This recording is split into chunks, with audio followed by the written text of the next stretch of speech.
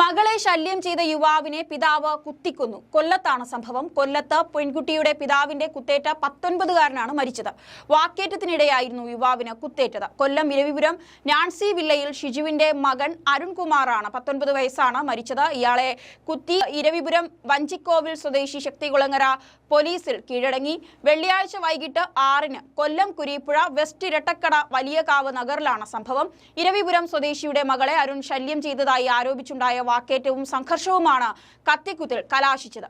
കുറച്ചു ദിവസം മുൻപ് പെൺകുട്ടിയുടെ പിതാവ് ബന്ധുവിന്റെ വീട്ടിലാക്കിയിരുന്നു. അരുൺ ഇവിടെ എത്തി പെൺകുട്ടിയെ കണ്ടെന്നാരോപിച്ച് പെൺകുട്ടിയുടെ അച്ഛനും അരുണും തമ്മിൽ ഫോണിലൂടെ വാക്കേറ്റമുണ്ടായി. ഇതിന് പിന്നാലെ അരുൺ ഇത് ചോദ്യം ചെയ്യാനായി ഇരട്ടക്കടയിലെത്തി. പ്രശ്നം സംസാരിക്കുന്നതിനിടെ പെൺകുട്ടിയുടെ അച്ഛനും അരുണും തമ്മിൽ വാക്കേറ്റമുണ്ടാകുന്നു. ഇപ്പോൾ അങ്ങനെയാണ് സംഘർഷമുണ്ടാവുകയും കത്തിക്കുത്തിൽ അവസാനിക്കുകയും ചെയ്തത്.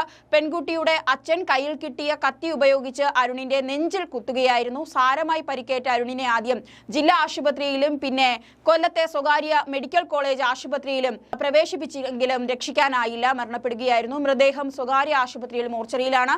സംഭവത്തിൽ ശക്തികുളങ്ങര പോലീസ് കേസെടുത്തിട്ടുണ്ട്. സമാനമായ ഞെട്ടിക്കുന്ന മറ്റൊരു സംഭവം ചെന്നൈയിൽ നിന്ന് വരുന്നതാണ്. അതായത് 14,000 രൂപ തിരിച്ചു കൊടുത്തില്ല എന്ന കാരണത്താൽ സുഹൃത്തിന്റെ 2 മക്കളെ കൊലപ്പെടുത്തിയിരിക്കുകയാണ് ഒരു യുവാവ്.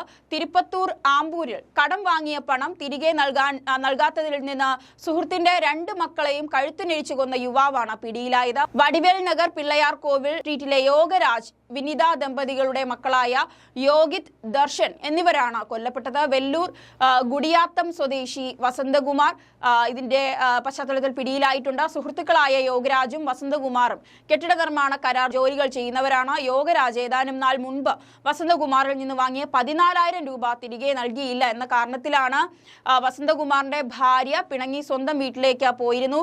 ഇതോടെ ഇയാൾ കടുത്ത വിഷാദത്തിലായി. ഭാര്യ പിണങ്ങിപ്പോകാൻ കാരണം യോഗരാജാണെന്ന വൈരാഗ്യത്തെ തുടർന്നാണ് കുട്ടികളെ കൊലപ്പെടുത്താൻ തീരുമാനിച്ചതെന്നുള്ളതാണ്. വളരെ വിഷമകരമായ വാർത്തയാണ് ഇത്തരത്തിൽ ചെന്നൈയിൽ നിന്നും പുറത്തു വന്നത്.